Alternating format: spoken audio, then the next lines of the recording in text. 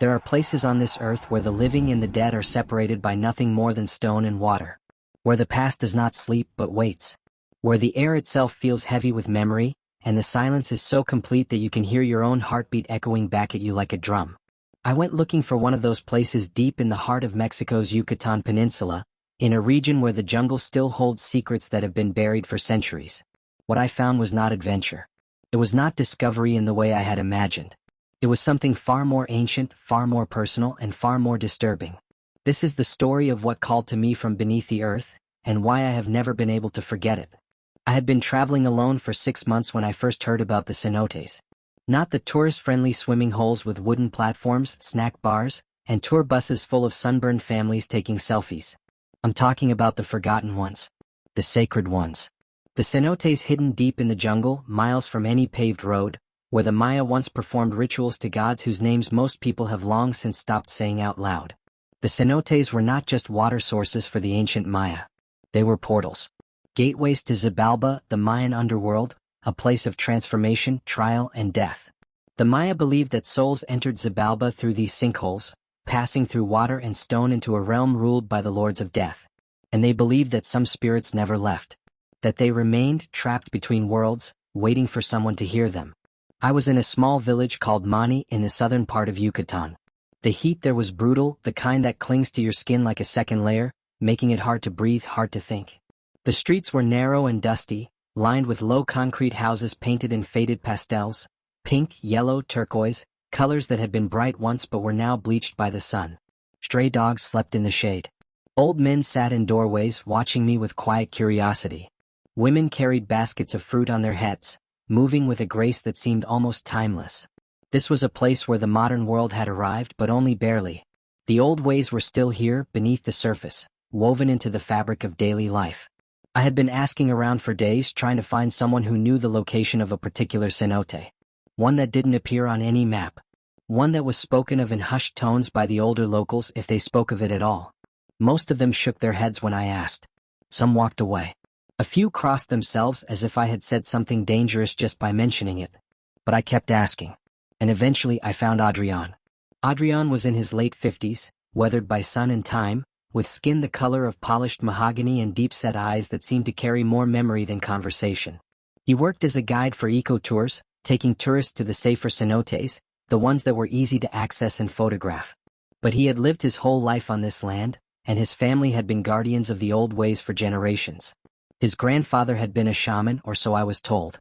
A man who spoke to spirits and understood the language of the earth. When I asked him about the cenote, his expression changed. He didn't speak for a long time. He just looked at me as if trying to decide whether I was serious or foolish. Maybe both. Then he said, in careful, measured English, "That place is not for tourists. It is not even for us anymore." I asked him why. He didn't answer directly. He just said, "Some places should be left alone." But I pressed him. I told him I wasn't a tourist. I told him I was searching for something real, something sacred, something untouched by the modern world. I told him I had spent months traveling through Central America, visiting ruins and temples, diving in caves and cenotes, trying to understand what the ancient Maya had understood about life, death, and the spaces in between. I wanted to see what they had seen, to feel what they had felt. Adrian studied me for a long moment, his eyes unreadable. Then he nodded slowly. "I will take you to the entrance," he said, "but I will not go inside. And neither should you." The next morning we left before dawn. Adrian picked me up in an old pickup truck that looked like it had been held together with rust and willpower. We drove for over an hour into the jungle, following a dirt road that was barely more than 2 tire tracks cutting through the undergrowth. The air was thick with humidity, and the scent of wet earth and rotting vegetation filled the cab of the truck. Birds called from the canopy above, parrots, toucans, the distant cry of a howler monkey. But the deeper we went, the quieter it became, as if the jungle itself was holding its breath. Finally, Adrian stopped the truck. He pointed through the trees. "There," he said. And I saw it. A small, almost invisible opening in the ground, framed by limestone and tangled roots. It looked like a wound in the earth, like something that should have been left alone. The entrance was surrounded by offerings, small bundles of herbs, flowers, candles burned down to stubs, coins, and pieces of colored cloth tied to the branches of nearby trees. Someone still came here. Someone still remembered. Adrian did not get out of the truck. He just sat there, hands on the wheel, staring straight ahead. I gathered my gear: dive pack, tank, regulator, mask, fins, headlamp, guideline. I checked everything twice. Then I looked at him. "Are you sure you won't come?" He shook his head. "If you hear your name down there," he said quietly, "do not answer. They call to take you with them." I asked him who they were. He didn't answer. He just watched as I walked toward the opening, and I felt his eyes on my back the whole way. If you've ever felt that same silence, type the word silence below. And if this journey has pulled you in so far, consider subscribing, because the path only gets darker from here. I descended slowly. The entrance was narrow, barely wide enough for my body and the dive pack I carried on my back. The walls were slick with moisture, covered in moss and small ferns that clung to the rock like green fingers. The temperature dropped immediately and the light from above faded fast. I used my hands and feet to brace myself against the walls, lowering myself inch by inch into the darkness. My heart was pounding, not from exertion but from anticipation. From the primal, instinctive fear of descending into the earth, into a place where humans were never meant to be. By the time I reached the water, I was in near total darkness. I switched on my headlamp. The beam cut through the blackness and reflected off the surface of the cenote, smooth, perfectly still, like a mirror made of glass. The water was so clear I could see 40 feet down to the limestone floor below. I could see every rock, every formation, every shadow. It was beautiful in a way that felt almost alien, otherworldly. I suited up. Mask, regulator, fins, tank. The sound of my breathing echoed against the stone walls, amplified by the enclosed space. I adjusted my buoyancy compensator, clipped my guideline to a rock near the entrance, and stepped into the water. The cold hit me like a shock. It was about 75 degrees Fahrenheit, but after the jungle heat, it felt like ice. I let myself sink.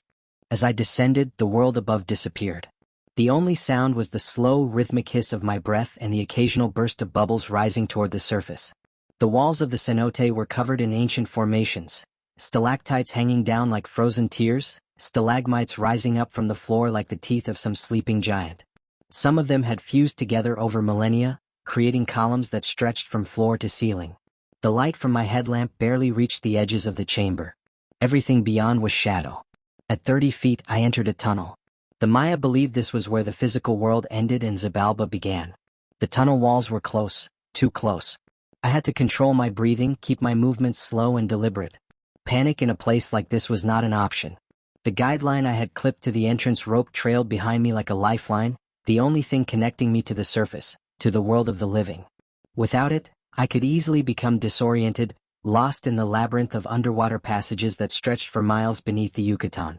People had died in these cenotes. Experienced divers. People who thought they knew what they were doing. Their bodies were never found. I kept moving forward, finning slowly, my hands occasionally brushing against the limestone walls. The rock was rough, porous, covered in tiny holes and crevices where the water had eaten away at the stone over thousands of years. Then I noticed something. The water began to shimmer. It was the halocline, the layer where freshwater meets saltwater, creating a visual distortion that looks like heat waves or clouds suspended in liquid. It was beautiful, surreal. I felt like I was floating through a dream, suspended between two realities. But beneath that beauty was something else. A weight. A presence. The kind of feeling you get when you know you are being watched, even though you are utterly, completely alone. I kept descending. 35 feet. 40. The tunnel opened into a larger chamber and my breath caught in my throat. The chamber was enormous, the size of a cathedral. Stalactites hung from the ceiling like chandeliers. The floor was uneven, covered in sediment and broken formations. And scattered across that floor were bones. Human bones. Dozens of them. Maybe more. Skulls with hollow eyes staring up at me. Rib cages half buried in sediment. Long bones, femurs, tibias, lying in piles like discarded tools. Some of them were small. Children. This was a place of sacrifice. The Maya had brought people here, priests, warriors, children, and offered them to Chaac, the god of rain, in times of drought. They believed these souls would bypass the trials of Xibalba and ascend directly to the heavens, becoming one with the rain, nourishing the earth, ensuring the survival of their people. But looking at those bones, at the way they lay twisted and broken, I wondered if they had gone willingly, or if they had screamed. I hovered there, suspended in the cold, dark water, staring at the remains of people who had died centuries ago in this exact spot. I thought about what it must have been like for them. The fear. the resignation. The moment when they realized there was no escape. I wondered if they had believed, truly believed, that their deaths would mean something, that they would become gods. Or if, in those final moments, they had simply wanted to live. And that's when I heard it. A voice, soft, clear, almost gentle, said my name. Not an echo, not my imagination. My name, spoken as if someone were standing right beside me, whispering directly into my ear through the water, through the silence, through the centuries. My heart slammed against my ribs. My hands went numb. I spun around, shining my light in every direction. Nothing. Just water. Just stone. Just bones. The voice came again. Closer this time. And then it wasn't just one voice, it was many. A chorus of whispers, overlapping, repeating my name over and over in a language I didn't recognize but somehow understood. The sound seemed to come from the walls themselves, from the water, from the bones on the floor. It was everywhere and nowhere. My chest tightened. My breathing quickened. I could feel panic rising in my throat like bile. I kicked hard, pulling myself up toward the tunnel, following the guideline back the way I had come. But the voices followed. They grew louder, more insistent, like 1,000 hands reaching out, trying to pull me back down into the darkness. I didn't look behind me. I didn't dare. I just swam. Faster. Harder. My lungs burned. My vision blurred at the edges. I broke through the halocline, through the tunnel, and finally, mercifully, I saw light. I surfaced, gasping, ripping the regulator from my mouth, gulping air like a drowning man brought back from the edge of death. If this story has gripped you so far, consider subscribing. The journey only gets deeper from here. Adrian was waiting for me at the entrance. He was sitting on a rock, smoking a cigarette, his face unreadable. I climbed out of the water, shaking, my hands trembling so badly I could barely strip off my gear. I didn't say anything at first. I didn't know how to put into words what I had just experienced. But Adrian just looked at me, took a long drag from his cigarette, and said, "You heard, didn't you?" I sat down beside him, still catching my breath, water dripping from my hair, my wetsuit. My heart was still racing. "How did you know?" He exhaled slowly, smoke curling up into the humid air. "Because everyone hears it. Everyone who goes down there. My grandfather heard it too. 50 years ago. He was a diver like you. He came here looking for jade, for artifacts, for treasure. The cenotes were full of offerings, gold, jade, pottery, weapons. The Spanish never found them. But my grandfather knew where they were. He was greedy. He thought he could take them without consequence. He went into that cenote and he heard his name. And he never came back." I stared at him. "What do you mean he never came back?" "He went down one morning. Alone. We waited 3 days. We searched. We brought other divers, equipment, lights. We found nothing. No body. No equipment. Nothing. The cenote took him." "Why didn't you tell me this before?" Adrian looked at me with those deep, tired eyes. "Would you have listened?" He was right. I wouldn't have. I would have thought it was superstition, folklore, a story told to scare tourists away from dangerous places. But I had heard the voice. I had felt the presence. And I knew with absolute certainty that whatever was down there was real. Adrian told me more. He told me about the Aluxes, small, mischievous spirit guardians of the jungle, protectors of nature and sacred places. The Maya believed the Aluxes lived in the cenotes and caves, watching over them, ensuring that only those who showed proper respect could pass. They were not evil, but they were powerful, and they did not forgive trespass. But there were other spirits too, darker ones. The souls of those who had been sacrificed, who had died in pain and fear, calling out for release, for company, for someone to take their place in the darkness. Adrian said the cenote was still active, still holding the energy of those ancient rituals, the accumulated terror and devotion of centuries. And that when someone descended into its depths, the spirits tested them. They called to see if he would answer, if he would stay. I asked him why he brought me here if he knew what would happen. He shrugged, stubbing out his cigarette on the rock. "Because you wanted to know. And sometimes the only way to know is to go. To see for yourself. To understand that there are things in this world that do not obey the rules we think we understand." We sat in silence for a long time after that, listening to the jungle breathe around us. The birds had started calling again. Life returning to normal. But I didn't feel normal. I felt changed. Marked. I wanted desperately to believe there was a rational explanation. Acoustic phenomena. The way sound travels through water and limestone, bouncing off surfaces, creating echoes and distortions. The way pressure and depth can affect the human brain, create auditory hallucinations, trigger fear responses, release chemicals that make you see and hear things that aren't there. I had read about it before. There are caves all over the world with specific acoustics that produce low-frequency sounds, infrasound, capable of inducing feelings of dread, of being watched, even of hearing voices. Scientists have studied it. The ancients called it the voice of the gods. We call it physics, but none of that explained how the voice knew my name. None of it explained the specificity, the clarity, the intimate knowledge of who I was. That was the part one couldn't rationalize away no matter how hard I tried. I stayed in Mani for 3 more days. I couldn't leave. Something inside me was unfinished, unresolved. I couldn't stop thinking about the cenote, about the voices, about the bones lying on the floor of that underwater cathedral. I dreamed about it every night. In my dreams, I was back in the water, sinking deeper and deeper, surrounded by the bones and the voices, and I wasn't afraid anymore. I was calm. I was listening. And the voices were no longer threatening. They were calling me home, welcoming me, telling me that I belonged there, that I had always belonged there. During the day, I walked the streets of Mani trying to clear my head. I visited the old Franciscan convent, built in the 16th century on the ruins of a Mayan temple. I stood in the courtyard and looked at the stones, trying to imagine what this place had been like before the Spanish came, before the world changed forever. I talked to the locals, asked them about the cenote, about the stories their grandparents had told them. Some of them shared fragments, stories of people who had gone into the jungle and never returned, of lights seen flickering in the trees at night, of voices heard in the darkness, calling out names that belonged to the living. One old woman, her face lined with age and sun, told me that the cenotes were doorways, that the Maya had always known this, that they had used them to speak to their ancestors, to ask for guidance, to seek forgiveness. But she also said that not everyone who entered those doorways came back the same. Some came back changed. Some came back haunted. And some didn't come back at all. On the 4th day, I went back to find Adrian. I wanted to ask him more questions. I wanted to understand what had happened to me. I wanted, if I'm being honest, to go back down. Despite the fear, despite the terror I had felt, there was a part of me that wanted to return, that needed to return, that felt pulled toward that dark, cold water like a moth to a flame. But when I arrived at his house, his wife told me he was gone. He had left the village 2 days earlier, early in the morning, without telling anyone where he was going. She looked worried.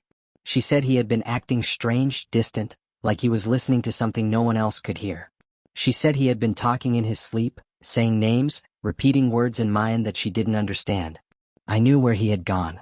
I drove back to the cenote. The jungle was quiet. Too quiet. When I reached the entrance, I saw his truck parked nearby, the door hanging open, the keys still in the ignition. His gear was gone. I called his name. No answer. I stood at the edge of the cenote looking down into that dark, still water, and I felt it again, that pull, that presence, that voice just beneath the surface, waiting, calling, patient. I didn't go in. I stood there for a long time, maybe an hour, maybe more, just staring down into the darkness, trying to decide what to do. Part of me wanted to dive in, to find Adrian, to bring him back. But I knew deep in my bones that if I went down there again, I wouldn't come back. Not really. Not whole. So I turned around and walked away. I left Mani the next day. I left Mexico a week later. But I took something with me. A question. A weight. A connection to that place that I cannot shake, no matter how far I travel or how much time passes. I have tried to rationalize it. I have tried to forget it. I have tried to bury it under new experiences, new adventures, new stories. But some experiences do not fade. Some places mark you. And some voices, once heard, never truly go silent. I still think about Adrian. I still wonder if he's down there, in the cold, dark water, surrounded by bones and whispers, finally understanding what his grandfather understood all those years ago. That some places are not meant to be explored. They are meant to be respected. Fear. Left alone. Or maybe he found what he was looking for. Maybe he found peace. Maybe he found answers that I will never have. But I also wonder if, one day, I will hear that voice again. Not in my dreams but in waking life. Calling me back. Telling me it's time to return. Telling me that whatever I left unfinished in that cenote is still waiting for me. And I wonder if, when that day comes, I will have the strength to say no. Or if I will finally descend one last time into the darkness, into the silence, into the place where the living and the dead are separated by nothing more than stone and water. Because here's the truth I have come to understand. Some places hold the past not as memory but as presence. They are alive in a way that defies explanation, in a way that science cannot fully account for. The cenotes of Yucatán are not just geological formations. They are thresholds. And once you cross that threshold, once you descend into the underworld and hear your name spoken by voices that should not know it, you are changed. You carry a piece of that darkness with you, and it carries a piece of you. I don't know what will happen next. I don't know if I will ever return to Mexico, to Mani, to that small hidden opening in the jungle floor. But I do know this. I am not the same person who descended into that cenote 6 months ago. Something in me broke open down there. Something in me listened. And something in me answered. So what do you think? Would you take that journey knowing what I know now? Would you descend into the darkness, into the cold, into the place where your name is known by things that should not know it? Share your thoughts below, and if this story moved you, subscribe to join me on the next one. Until then, stay curious, stay brave, and never stop seeking the truth. But remember this, some places don't just remember the past. They hold it, breathe it, and when you listen closely enough, they speak.